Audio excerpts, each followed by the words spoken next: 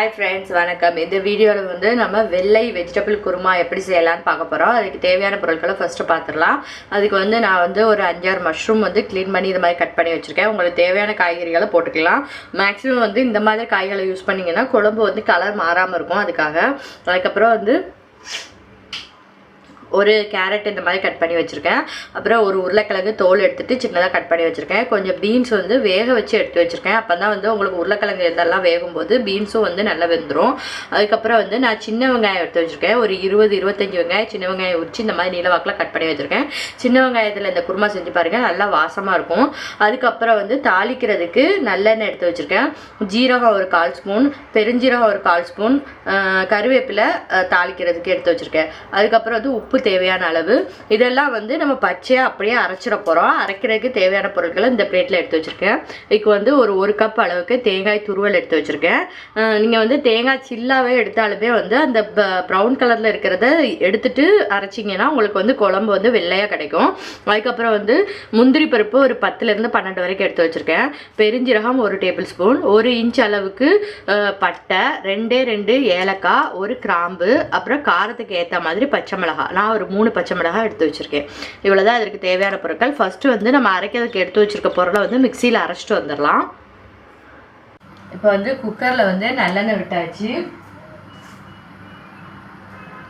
அது கொஞ்சம் நல்லா ஹீட் ஆனதுக்கப்புறமா நம்ம எடுத்து வச்சுருக்க கருவேப்பிலை, ஜீரகம், பெருஞ்சீரகம் இதை வந்து தாளிக்கிறதுக்கு இதில் சேர்த்துடலாம்.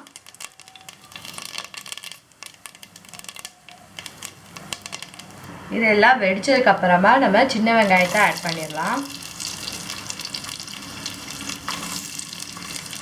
எதையுமே வந்து ரொம்ப கருக விட்டிங்கன்னா உங்களுக்கு வந்து குருமா வந்து வெள்ளை கலரில் கிடைக்காது. அதனால் கொஞ்சம் பார்த்து வேக வச்சுக்கோங்க.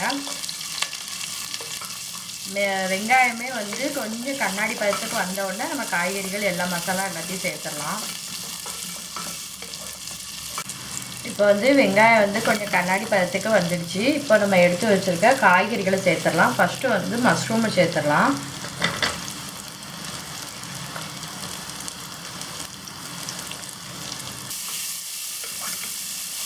இது வந்து கொஞ்சம் மஷ்ரூம் வதங்கினதுக்கப்புறமா நம்ம எடுத்து வச்சுருக்க உருளைக்கிழங்கு, பட்டாணி, கேரட் இது எல்லாத்தையுமே சேர்த்துருவோம்.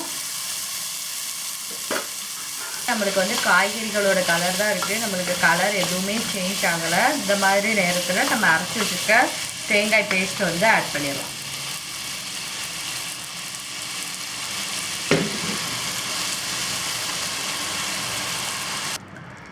இப்போ இதில் வந்து வேணுங்கிற அளவுக்கு நம்ம தண்ணியும் சேர்த்துட்டு இப்போ குக்கரை மூடி ஒரு விசில் அளவுக்கு விட போகிறோம். ஒரு விசில் காய்கறி வந்து வேகிற அளவுக்கு நம்ம விடணும். இப்போ வந்து நம்மளுக்கு வந்து பட்டாணியெல்லாம் நல்லா வேக வச்சு தான் நம்ம சேர்த்துருக்கோம். உருளைக்கிழங்கு, கேரட் இதெல்லாம் வந்து சீக்கிரம் வெந்துடும். அதனால் ஒரு சவுண்ட் அளவுக்கு வச்சுக்கலாம். உங்களுக்கு வேணுங்கிற அளவுக்கு தண்ணியை முதலே சேர்த்துக்கோங்க. இப்போது உப்பு எல்லாம் கரெக்டாக இருக்கான்னு பார்த்துட்டு நம்ம குக்கரை மூடிடலாம். ஒரு சவுண்டு விட்டுட்டு நம்ம ஆஃப் பண்ணிவிட்டு ரெடியானோன்னு பார்க்கலாம். இப்போ நம்ம குக்கர் வந்து சத்தம்லாம் அடங்கிடுச்சு. இப்போ எடுத்துடலாம். சூப்பராக வந்து வெள்ளை குருமா வந்து ரெடி ஆகிடுச்சு. காய்கறி எல்லாமே வந்து ஒன்று போல் நல்லா வெந்துடுச்சு. இதில் உங்களுக்கு வேணும்னா நீங்கள் லைட்டாக வந்து கொத்தமல்லி எல்லாம் மேலே தூவிக்கலாம்.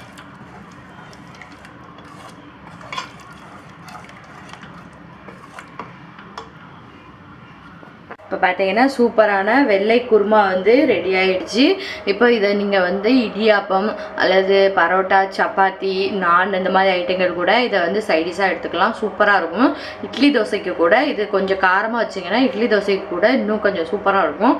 நீங்கள் ட்ரை பண்ணி பாருங்கள். உங்களுக்கு பிடிச்சிருந்துச்சுன்னா லைக், கமெண்ட், ஷேர், சப்ஸ்கிரைப் பண்ணுங்கள். தேங்க்யூ.